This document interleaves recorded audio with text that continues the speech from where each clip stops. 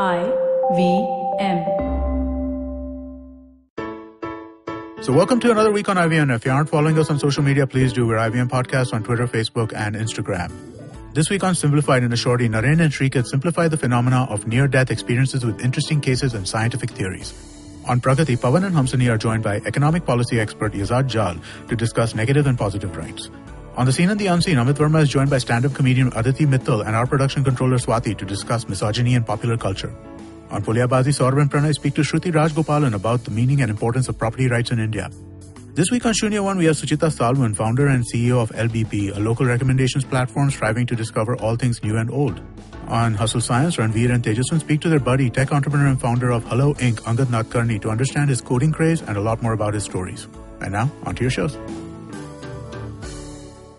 So welcome to episode number 61 of Shunya One. Unfortunately, because of the rain, Shiladitya is unable to make it into the studio today, and actually neither am I. But here's your introduction to the episode. We've got Suchita Salwan, the CEO and founder of LBB. We have a great conversation around her vision of LBB and local discovery, and basically how community plays an extremely important part of that, and how she looks at connecting local businesses to consumers as the core business that she's doing. It's a really, really interesting conversation, which I think you guys will really love. And in the meantime, just so you know, there's a lot of stuff happening on our Slack channel as well. Ivan posted a link to the WhatsApp Research Awards around the fake news stuff that they're trying to do in terms of that, which I think is an interesting thing for people to take a look at. Please go ahead and do that. And there are a couple of other people who are asking some questions to the community, and please step in and answer them. But with that, I think what I'd like to do is we'll take you right onto your show.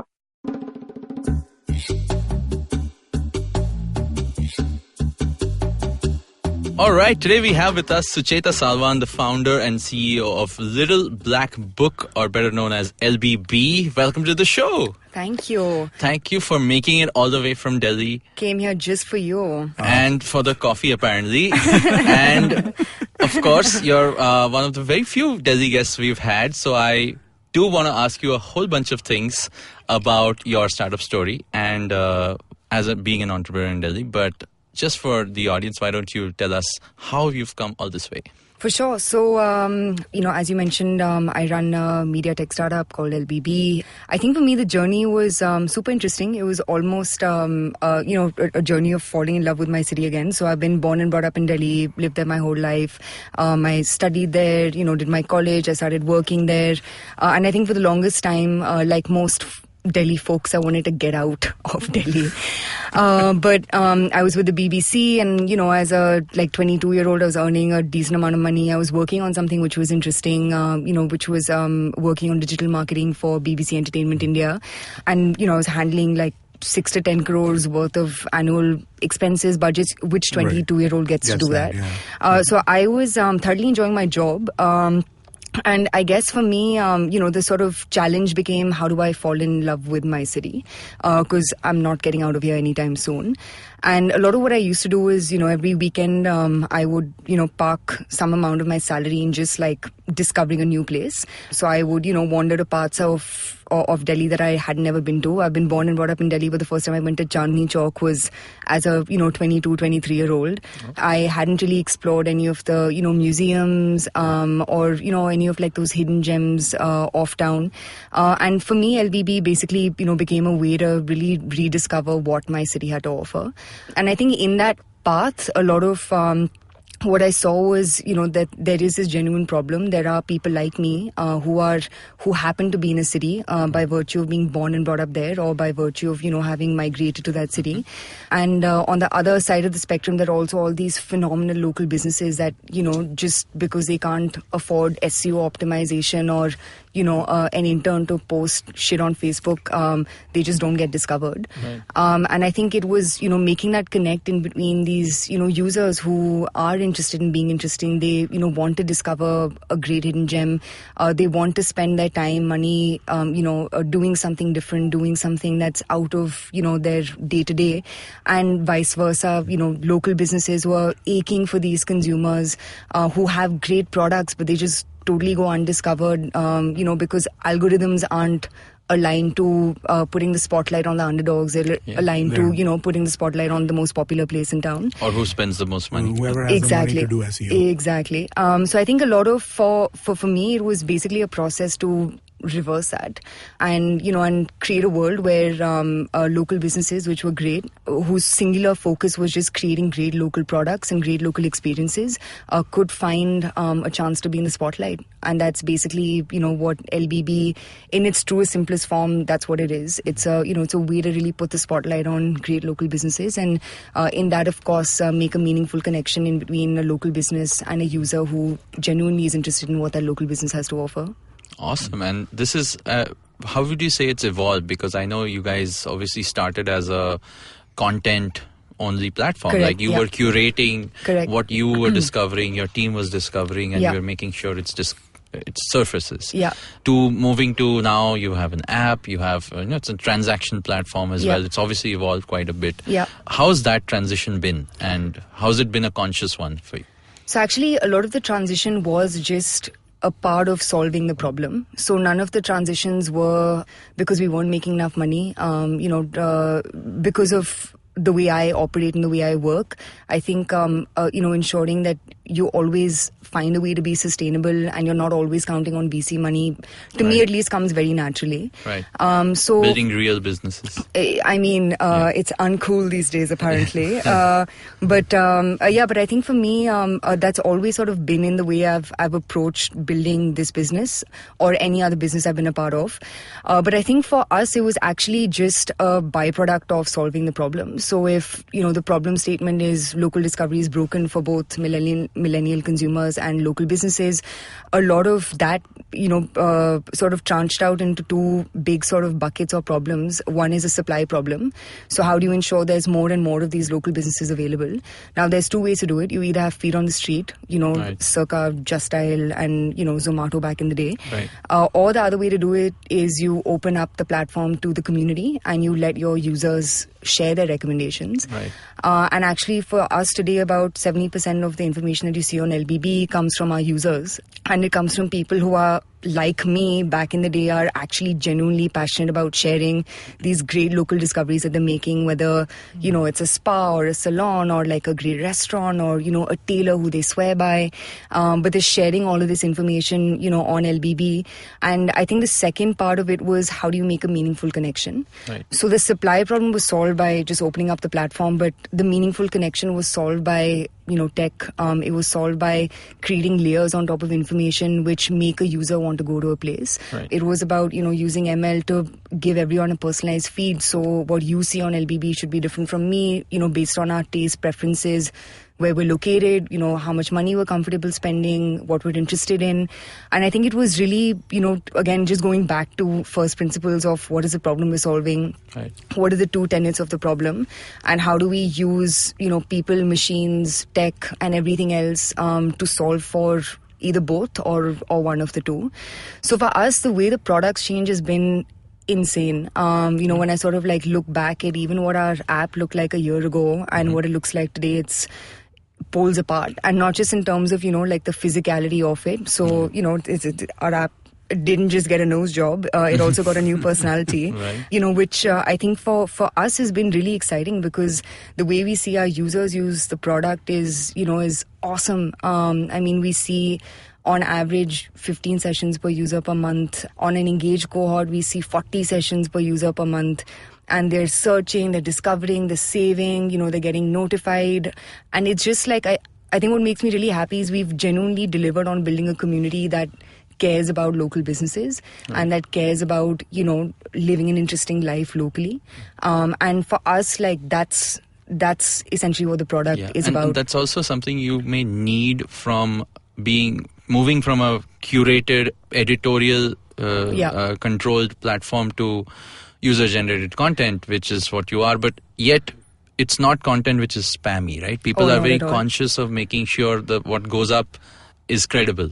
Actually, I think to that point, right? I think that's why I wouldn't change our journey, because I think the editorial content helped set the bar. Right. And now it's like when a user, so I'll give you an example. I was showing UGC to someone yesterday. and they're just like, this isn't user-generated content, because like, who adds so many images, who like writes so much, like who shares their feelings? And I'm just like, well, our users do. Wow. And and that really is like at the core of this. And if you look at least platforms that I really admire, whether it's a Pinterest or a Medium or a Product Hunt, it's not about everyone creating information, but it's about, having your like most valuable users and contributors, giving them enough reason to continue to create information on your platform. And at a high quality. 100%. So how do you do that? Because that's something that I'm always very interested in, right? I mean, like user-generated content, I mean, like is always going to be somewhat uneven in the quality, right? Yeah. So what kind of what kind of mechanisms do you have in place to ensure? Because again, you want to keep really high quality on your content, right? So I mean, like, what kind of mechanisms do you have in place to kind of deal with that? So actually, the whole product is built around one central theme, which is trust. So we have levers that are within the product. So whether it's editorial content or it's SEO content or it's growth content or it's user-generated content, all of it needs to align with certain parameters that we have for trust. So the way we define trust is a bunch of things. First and foremost, it's verifying you as a user. So making sure that if you're inputting information, it's not spam. It's not coming from a fake profile. It's not coming from a fake email address. So a large part of our focus is vetting the user. Because if the user is great, then no matter what they create, we're cool with it. Right. But if the user sucks, then, I mean, everything else comes tumbling down, right? So I think that for us is the first thing, which is verifying. So it's a technical implementation rather than like it's not something where you have editors going through everything. No. So actually, we've developed a bunch of parameters based on which information goes up or is taken off of the platform. So for instance, if you've signed on to LBB through Facebook, once you post on LBB, all your friends who are following you on our platform get a notification. So we see organic traction to your post based on the network that you already have on the platform. And if you're not getting any traction from your own friends who are like literally have no option but to like what you do, then you're not going up on our platform. So we also look for things like, comments. We look for things like saves. We look for things like number of views. We look for data points like click-through rate. So, to what extent is a user going from, is anyone who's viewing the post, are they going from reading it to actually clicking on the book here or buy now button? We evaluate all of these data points based on which the post goes out. And yeah, there's a lot of other stuff to it. I'm making it sound much simple. You said something which I think maybe we'll go to it in a second. You outlined 4 types of content, and that's the first time I've kind of heard it articulated like that. So I mean, like I kind of want to know what you mean by each of those 4 types, right? You spoke about SEO content, you spoke about growth content, you spoke about editorial content, and you had one more, which user-generated. UGC, right? Yeah. So I mean, like, how do you? What do you mean by this? What do you mean by growth content versus SEO content? So for us, it depends on the channel. So for instance, essentially what UGC does is it just helps you cast a wide net, right? While SEO content will help you. The metric of success against that is how many sessions am I getting thanks to this content onto my platform. So growth content for us would, for instance, be stuff that's created for Facebook. So stuff that's a little clickbaity, but it does the trick for us. And there's editorial content which just ensures that the bar is constantly high on the platform, so that any user coming in, always knows that there is this trust associated with the platform, that there are people who have actually gone to these places, checked them out, and are therefore sharing that information. So that's what each of these serve for us. So that's basically UGC creates width or breadth, and the others work towards creating depth. That's really interesting. Wow, I have never really heard it articulated like that. And that's really a good way to look at it. I need to start thinking about it, things like that. Yeah, and of course, podcasts are next. Because you already have one. Yes, they do. I should have plugged that. I do a good job of plugging it whenever I can. People, please listen to the LBB I Found Awesome podcast, voiced by the producer of this very show, Priyanka. Yes. You should really enjoy it. It's a lot of fun. And we have one for each city. We have one for 4 cities: Bombay, Delhi, Bangalore, and Pune. So please do check it out. Awesome. Now I'm sure you'll get a lot of listeners who will listen in after listening to you a here. little cross-pollination. Yes, of course. Have to do that. But coming back to what you're building, right? You're building. You started building a content platform. You realized that it's unique in its ability to discover things which are, otherwise not discoverable, and hence your user growth is happening because there's this trust feedback loop, which you just said, and it's growing. How do you feel, and I'm just going to segue to the rest of the universe of content platforms, local guide sort of content platforms, which have traditionally been very tourist-driven or very vertical-driven, the few names you took earlier in the show, right? How do you see a generic one like this becoming so indispensable to people's lives? So I think it's three things. I think first and foremost it's, and this might sound like it's borrowed from Jeff Bezos because it is. But I think what's worked for us really well is we're consumer first. And I think the reason why that works in the context of local discovery is because your demand drives the supply. It's not the other way around. Like it would work in the case of, say, a taxi aggregator. So a lot of how people consume, or how they spend their time locally ends up determining what grows or doesn't grow, right. Which is why you see a surge in cafes and restaurants, which is why, you suddenly see a surge in smaller events or, workshops or classes or things like those. So I think what's key to that is if you know what your consumers want to do with their time and their money, matching them with the supply becomes much easier than retrofitting supply to consumers, which I think is a lot of what other folks in the industry have done. And it doesn't make anyone right or wrong. It's just different journeys. I think for us, the reason why it's worked really well is because it's consumer first. We've basically built the whole product around what a consumer wants to do locally. And what we've seen is, at least with our consumers, they've sort of grown out of only watching movies or only eating at restaurants. Today, people don't eat at restaurants. A restaurant is a social experience. You go there to hang out with your friends. So I could literally replace a restaurant with a theater performance. I could replace it with a gig. I could replace it with a comedy show. I could replace it with a shop. I could replace it with a pottery class. I could replace it with anything else. I could, replace it with going to the gym. But everything's, becoming a social experience. And that to me is at the core of local entertainment, which is local entertainment isn't just like the motive isn't selfish. It's actually very, community oriented. You go out with people. And I think for us, marrying the two, which is ensuring that we're building a platform that's built on what consumers want to do.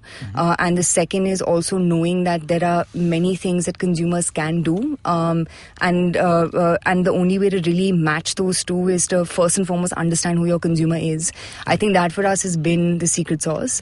That's been the one thing which has driven the various evolutions of 100%. I think it's just been the fact that we genuinely want our users to have a good time. We know that we know you have limited time, we know you have limited money, and we know that you want the most value out of both your time and your money. So as a product, it's our job to literally match you with a local experience that will give you your bang for your buck. It's like, imagine being set up on a great date like every single time. That's basically, what LBB is, where we're matching people to all of these great local businesses. But the core of it is ensuring that you have a good time. Right. Because if I retrofit, if I take supply and then I try selling it to users, I am just like palming one man's, bad supply or, oversupply to a bunch of users who may or may not be interested in the product. Exactly. And more than anything else, they may end up having a really shitty time because I'm retrofitting supply to demand. So I think for us, just that simplicity was just that one thing, like just that simplicity of approach has made it, so much easier for us to be focused and also scale in a meaningful way.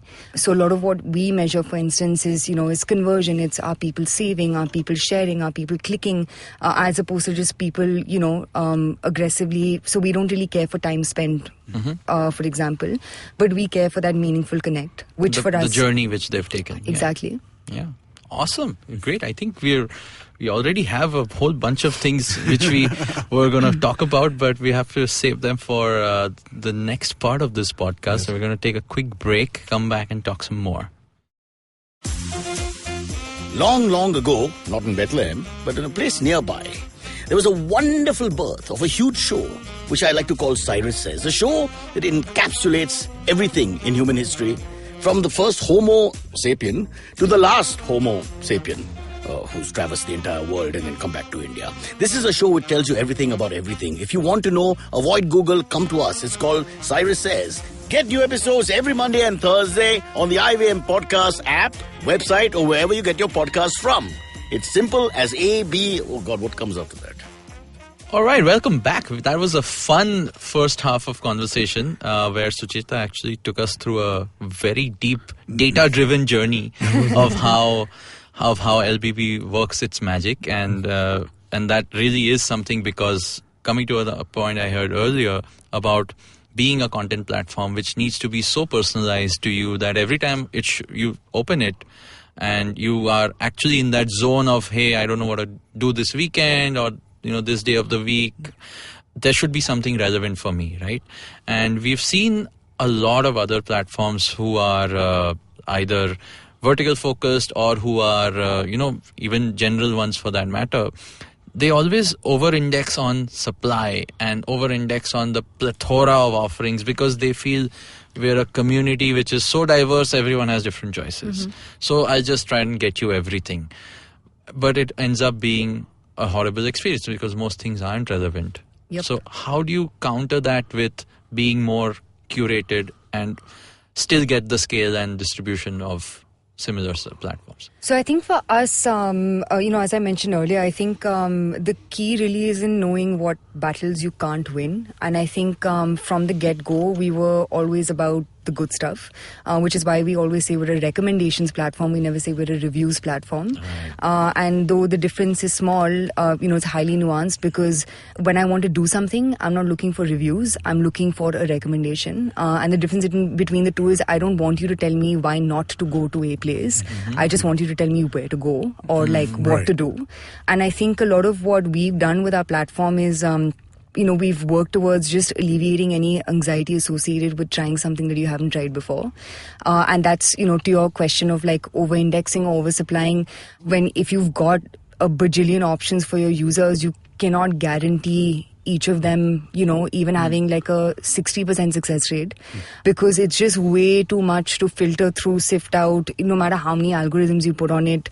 I mean, I've booked stuff through, booking.com and a bunch of these big sites. And there have been a couple of instances where I've just had like a really terrible time. Right. And it doesn't take away from how great these platforms are at delivering on scale and this, that and the other. But I think for us, the goal really has always been on ensuring that the options that you find on LBB are different to what you would find on aggregators, which, to my earlier point of optimizing not for popularity, but optimizing for uniqueness, or optimizing for like a place you haven't been to before, or something that you haven't, consumed or done before. So I think that's one. And I think the second, big thing for us was because there are many categories that you find on LBB, and that is a lot of how we see users using us as well. So on average, a user uses LBB for at least 5 categories. A lot of what we've seen is it's not about owning every decision of a vertical for a user. It's about just owning a bunch of different local decisions that you make. And that's actually how we've combated the problem of oversupply, because I don't need to give you 10,000 restaurant options. I just need to ensure that one time you go out, you use me to a restaurant, or when you're looking for a tailor, LBB becomes a point of reference, or when you're looking for a gig to check out over the weekend, LBB becomes a point of reference. So I think by just giving you width of local experiences and giving you width of local businesses, it's kind of helped us skirt the issue of just giving you as many options as possible, and just helped you, come back to our platform over and over again. And there's also another sort of tangent from this is there's a tendency where most platforms born out of India look at our mass and they say that, I want to go after volume, right? I mean, that's the easiest fundraise pitch to sort of cater to, saying, we'll have 1 billion users someday and so on. But you've chosen to go after a certain segment of customers which are city-centric, which are local, which are, like you mentioned earlier, people who value their time and money, and they have it also, and hence when you give them something enriching and worth their while, they really take to the platform. So very high affinity towards what you're offering, but not the big mass market, massive India story, right? Which typically other brands Bharat, tout. no? Why are you saying India? Say Bharat. Bharat. Yeah. Bharat, the Bharat story. India too. Yes. India too. There's nothing that irritates me more than hearing India too. Yeah. Yeah, so not that. So which is where. So how do you address that? And that being said, I do agree that there is so much in the India one yet unsolved, which is why obviously there are people still out there looking for what to do. So how do you address that? So I think for me the key thing is two things. Look at the problem from first principles. Local discovery is not a problem, in my opinion, that's only faced by city dwellers. It's faced by anyone, no matter who you are. Where it just the priority of that problem is very different. So I think the key thing to, at least the way I look at the problem, is break it down into first principles and go after people for whom the problem of local discovery is somewhere in their top 10 things to solve for, versus their 30th thing on their list of priorities. So that's why I don't look at LBB as solving for an India 1 or an India 2 or God knows how many freaking Indias there are problem. For me, it's about going after consumers for whom that somehow features in the top 10 things that they want solved for, in their day-to-day lives. When you also look at a platform like LBB, I think what really excites me is we're probably the only platform that has the largest collection of street food. Yeah, so one of the largest use cases for larger use cases. That's your Delhi advantage, right? That's just you also having... Pune, also Puchkas and Kolkata, let's not forget. I see. Yeah. Yes. No, but I think for us, that's one. I think the second thing, the second category that also does phenomenally well on LBB is street shopping. So people looking for affordable places, export surplus. I want to go to Sarojini Nagar, or, I want to go to this cool boutique in Bombay that is cheaper than a, H&M, Zara, but also has really cool clothes. So actually for us, those two categories, the amount of at least interest that they drive around the platform is phenomenal. Wow. So actually that's why I think people have this misconception, which is the people who want to do quote-unquote cool things are the ones going to some hipster coffee roastery. That's not how it works. Anyone, and I'll give you an example, right? There's this guy who was recommended by a user on our platform. He runs a 60-year-old shop in Chandni Chowk called Padam Chaat Corner. It's literally as big as a stable, which to those who are listening is 2 feet by 1 feet. And He's a little bigger than that, not much, but a little bigger. No, but he squats in this area. He's a 70-year-old guy, and he just makes apparently bomb-ass golgappas. He was recommended on LBB by this user, and because I work with the community team, this user, called our community team up, and he's just you will not believe what happened after my recommendation went up on LBB. And, my community manager's shit, did someone die? Because that's definitely not the intent of this platform. So the user says, I went back to Padam Chaat Corner, and this guy is refusing to take money from me because 300 people landed up at his, chart station because of the recommendation that they read on LBB. Wow. So to me, it's not about, I think people, and maybe it's just, it's coming from somewhere within where, the idea of doing something cool is equal to doing something hipster. There's no connection in between the two.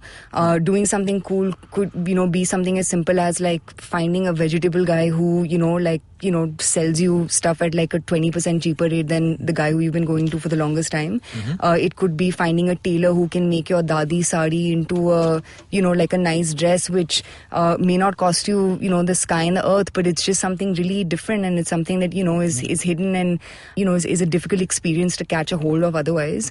It could be devans, which incidentally is some of the most affordable hipster coffee you'll ever have, which we were talking about earlier. Before the hipster coffee brands came in. Yes. So I think the key really is in knowing that doing something unique is not associated with the price point. It's not associated with a location or a locality. There are great local businesses all around you. And I think what actually makes me really happy with LBB is you could find stuff that costs you ₹0, and you could find stuff that, costs you a lot of money, and all of that just exists within this ecosystem of of, people wanting to explore something new and explore something that they haven't really done before. So I think there is this, I get where you're coming from, but I think the thing that I will reiterate is unique is not equal to niche. It's just a mindset. It's just about, being open-minded to try something that you haven't necessarily done before. Yeah, and therein lies the peer validation of the rest of your network, right? Because if you're saying it's uploaded by someone who is trustworthy and is someone who's uploaded it genuinely, because not because they're getting badges or because they're getting brownie points as the top reviewer of the network or stuff like that, but generally people who are who care about sharing these experiences that they've discovered. The flip side of this, again, just to dig in deeper about how other platforms have fared, and when you look at the ones which have actually not worked, there are so many deal sites who try to tell you drive traffic. So this whole, another buzzword, O2O buzzword, just to use that, who drive people to these offline businesses from an online platform like yours. And they all seem to sort of go after deals. So what is the big deal there and how do you stay away from that? I think, again, it's going back to the point that I made earlier, right? Which is you have to be consumer focused and you have to isolate the problem that you're solving for. So the problem that I'm solving for is not a price problem. The problem that I'm solving for is a connection problem. So I feel, but is that large enough where the price people don't, connections can happen at any price. Connections can happen at 0 rupees, which is, a walk around Gateway of India, at like 5 o'clock in the morning because it's a stunning experience. Like connections don't cost money. And I think that's a lot of what people don't understand, which is, you finding a great local business needn't necessarily happen because they're it was 50% off. Yeah, because that's not a meaningful connect. Because then I'm just taking you somewhere because it's at a cheaper price. But who's to say that that connection will last longer or that will give the merchant repeat business? That was always a problem with these things. No? That people, there would be a rush of people who would show up, and then after that they would just die out. Yeah, all models in some way or the other were around value and better value for a lower price and stuff. And like I think that. again, the other point to that would be the people who can afford to discount like crazy are the ones who've raised a shit ton of money, of course, which hasn't been us till now. So the short way to answer that is never say never, but I think philosophically, or at least, again, going back to first principles, our business is not to give you the best price, because we know Paytm will kick ass, we know Amazon will kick ass, we know, some new Chinese company that's entered India will kick ass. So I think the key really is in knowing that that's not the problem I'm solving for. I'm solving for a meaningful connect in between a user who has X number of rupees in their wallet and a merchant whose product costs X number of rupees, and how do I make that connect? And how do I make that connect in a way where a user doesn't feel like they're being, something's being shoved down their throat, and a merchant isn't just like, oh God, who's this, weirdo who's walked through my door and is asking for 3 plus 1 code and wants to use a QR scan. So I think for us, not to literally discount those models, because there's local discovery is huge, man. There's enough room for everyone in local commerce. I just think different models work differently and add different values at different points of the food chain. And I don't know, for us it's worked out fairly well. We've been able to scale despite having not raised too much money. We've been able to retain our users. We've been able to, make merchants on our platform super happy with what they've gotten out of, being on LBB. And I think as long as it makes sense in our universe, to our users and to all the benefactors of our product, I think that's what matters the most. Wow. Yeah. And that's where I think the long-term value is obviously not clearly in the deals which we've seen. Anybody, right? Long-term value is in creating meaningful experiences, which is what everyone wants. It just tends to be, the availability of those, or I would say, belief in what can be a meaningful experience is what you need to educate people about. And that's where these options and various choices come in. And if I could just add one thing there, I also think, I think sometimes because we're all in tech and entrepreneurship and there's all this like pressure and VC money and blah, blah, blah, I think people sometimes get caught up in that and they don't really look at like humans as who they are. Yeah. And at the end of the day, like no matter who you are, where you've come from, there's a part of you that will always want depth, right? There's a part of you that will want to snap out of like the cheapest possible deal and want something that, actually like makes you feel like you spent your time doing something that, like made you feel different or made you feel good or, like made you interesting, even if it was just for an hour after work. And I think really like humanizing technology is what excites me, or like, ensuring that there's always a human element to any technology product is what excites me. And I think that's a lot of how we even approach, our journey at LBB, where sure, tech can solve for a lot and machine learning and AI and AR, and I can just drop all those words. There's no taking away from the value they add, but I think at the end of the day, there will be a large subset of experiences that will always be human driven. And I think even when you think of product, you need to think of product and tech as empowering a human experience versus reducing it to a 50% off or a 20% off or a 100 rupee cashback. Correct. I agree with that 100%. I think, just slightly tangential, but I think I think of podcasting similarly, right? A lot of the content that people are generally consuming is very short form content, right? And I kind of believe that the depth that people get through these longer conversations is something that doesn't really occur otherwise, right? And I think that in that way, it's a similar kind of thing, because what we're trying to do is we're trying to create a sense of connection to what people are listening to over here. And I think that those two things track fairly closely. Yeah. No, for sure. Absolutely. Yeah. And that's where, genuine content. Yeah. Genuine content leads to genuine experiences, hopefully. And that's what you're literally connecting on your platform. Another tangent for that matter. Okay.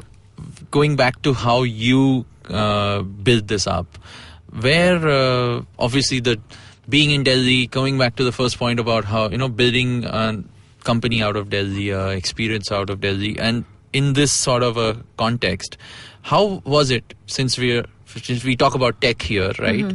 How's the tech entrepreneurship experience been for you? I think one of the issues we have in Bombay is there's a lack of talent, right? From a tech perspective, from the perspective of being able to get engineers and stuff. Do you have the same? And Bangalore is supposed to be the mecca for that, right? So do you guys have? Where do you lie in that? And it's also you also need both, right? You need your team probably has a lot of folks who are genuinely editorial focused, and then there are a bunch of folks. Then there's a large tech component to it. So how do you marry those two?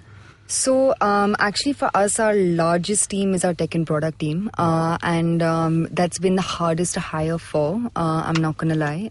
And I think a big reason for that is, though there is this phenomenal ecosystem in Delhi, it's also very expensive. It comes at Delhi rates.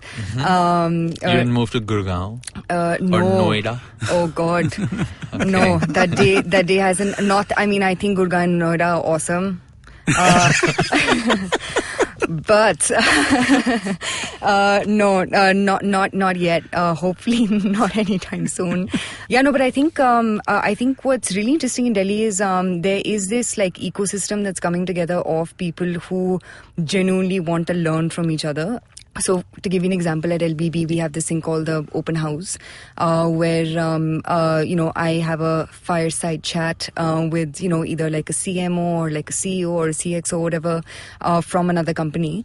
And, it's attended by all of my colleagues. And we open it out to all our users as well. So our users can come and check it out. And I think a lot of what I see happening is two things. People are finally being honest.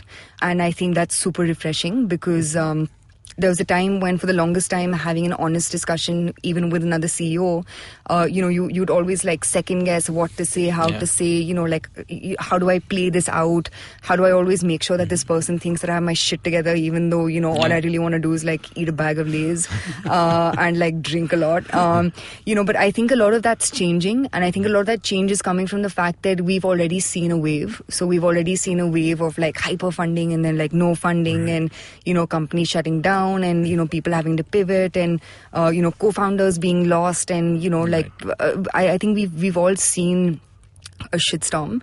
And I think that is what brings in the vulnerability. That's what brings in the humility.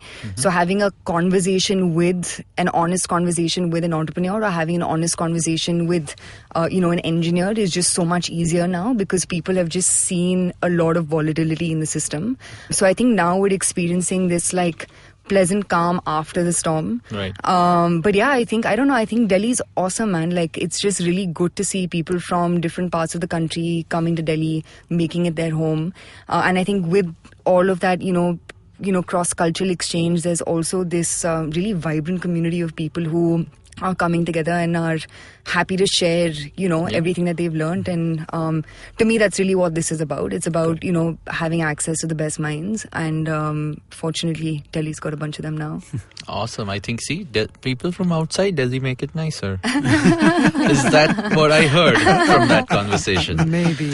But taking a cue from that, and now, obviously, you started there, you've expanded all over the country, and you probably have plans to go outside of this country. Now, that's a whole different market. It's one, again, where I would say the value for curated and genuine and unique experiences already existed. Maybe we as Indians probably discovered it later as we matured in our tastes and we matured in our self-actualization of what we like, maybe. But what's your plans there, and how do you see LBB growing out from becoming a small little black book to a big black book, maybe? Black book. So I think, I don't know, I think we've still got a long way to go in India. I'm bullish on the India story at large, and not because it's cool to be these days. I always have been, and I think that just comes from the supply. India is a country built on micro entrepreneurs. It's a country built on the fact that, someone can be a home baker, and someone can make soaps at home, and someone can make perfumes at home, and someone can open a cafe. And, the original entrepreneur in India is a chaiwala, so I think the reason I'm super bullish on India is just because of the supply that exists here. I think it's phenomenal. And I think especially for a product like ours, as long as we're playing in the pillars of local places, local products and local experiences. Products for us is that big supply chain, which doesn't really need to be hyper local. If we can give you access to a product that's made in Jammu and Kashmir but ships to Chennai, why not? So I think we have a long way to go in India. There's 40 million local businesses, man, and we've only got 44,000 of them on LBB. So we've got a lot of scratching and skinning, and we've got a lot to cover here. As far as international goes, I think, to your question, to your point of the audience being more accepting of products, 100%. But again, I think where we're coming from is we're going after someone who thinks a certain way, which is my point to India 1, India 2, right? I don't care which India you're in, as long as your local discovery is your priority. I think what makes international markets exciting is the migration factor, which is there are people who are new to cities, there are people who are new to localities, and when you're new to a place, we're just a much more like trustable source. Not just a trustworthy source, you need us much more, than you would if you've been born and brought up in a city your whole entire life. Right. So I think for us, if you're a migrant, you're just a blanker slate, versus someone who's been born and brought up in a city where I'm trying to undo how you live in a city and, and like give you alternatives. Stop going to this vada pav guy and start going to this one. That's a tougher that's question than like, hey, here's a great vada pav guy. Absolutely. Yeah. So I think that curiosity is what's a big win for us. So for us, even when we look at international expansion, the way we look at it is, where are people genuinely curious? And that's why markets for us like, Singapore or Middle East or Hong Kong, there's a lot that's happening in the Southeast, which is super exciting. Yeah. But I think, I mean, we have like miles to go in this country itself. And until we don't, hit certain, volumes that we want to, we'll be put here for a bit. Awesome. How do you get Amit to change his preference of vada pav guy? Given that I haven't eaten a vada pav in 15 years, probably not that hard. Oh, you're the epigamia yogurt person. I forgot. Amit loves his epigamia. Yes, I do. Well, actually, no, not really so much anymore. No. They should sponsor the show, They maybe. should sponsor the show. Then it'll happen. But awesome. Thanks so much for doing this, Suchita. I think this was, how do folks get in touch with you? What's your Twitter handle, maybe? Yeah. If you're... oh my God, guys. I got my first troll on Twitter today. Oh, really? Wow. I'm so excited. It's an exciting experience. Yes, isn't it is. I'm just like, whoa, did you just troll me? This is so cool. So how you get in touch with me is you can, tweet to me at Suchita Salwan. You can just email me, suchita@lbb.in. Definitely don't call me. Please don't call me. But what recommendations do you have on LBB? I am like a hyper recommender. I mean, I think for me, like, that's the way I can stay true to what this product's about, right? Because I think you'll always be distracted by, like, money and fundraising and, product and tech and blah, blah, blah. But for me, follow me on LBB. Whoa, yeah. Follow me on LBB, guys. And you'll find out. You'll find out, yeah. Awesome. Cool. Thanks so much. Awesome. And so just everybody, one quick reminder, please give us ratings and reviews on iTunes. They really help. Also, any other platforms that you can find, Castbox, Salwan, all these guys that you rate. If you can do a review as well. That would be really helpful too. And please remember to join our Slack channel. We've been doing polls on them and we've been getting great responses from people. The way that you do that is you go to the ivmpodcast.com/Shunya One website. Over there's a button that says join the Slack channel. Enter your email and we'll send you an invite. Awesome. And we'll hope to have Suchita on there as well, giving feedback to folks and talk to you more there.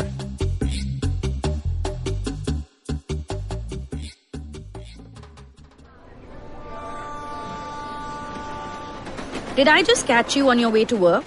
Or did you end up pulling an all-nighter? Let me guess. You have a packed schedule for the day, the week, and probably the month and the year. That's a lot for your mind to handle, don't you think? This buzzing chaos also brings tons of negative thoughts. Am I right? Try spinning that bottle in a positive direction with me, Chetna, on the Positively Unlimited podcast, every Monday on IBM Podcasts. It's time to change your life one alphabet at a time. Did you know that Parsis in Mumbai, instead of being left at the Tower of Silence after they die, are now cremated? And why? Because a cow fell sick in the early 1990s. Did you know that the smog in Delhi is caused by something that farmers in Punjab do and that there's no way to stop them? Did you know that there wasn't one gas tragedy in Bhopal, but 3? One of them was seen, but 2 were unseen. Did you know that many well-intentioned government policies hurt the people they're supposed to help? Why was demonetization a bad idea? How should GST have been implemented? Why are all our politicians so corrupt when not all of them are bad people? I'm Amit Verma, and in my weekly podcast, The Seen and the Unseen, I take a shot at answering all these questions and many more. I aim to go beyond the seen and show you the unseen effects of public policy and private action. I speak to experts on economics, political philosophy, cognitive neuroscience, and constitutional law so that the insights can blow not only my mind, but also yours. The Seen and the Unseen releases every Monday. So do check out the archives and follow the show at seenunseen.in. You can also subscribe to The Seen and the Unseen on whatever podcast app you happen to prefer.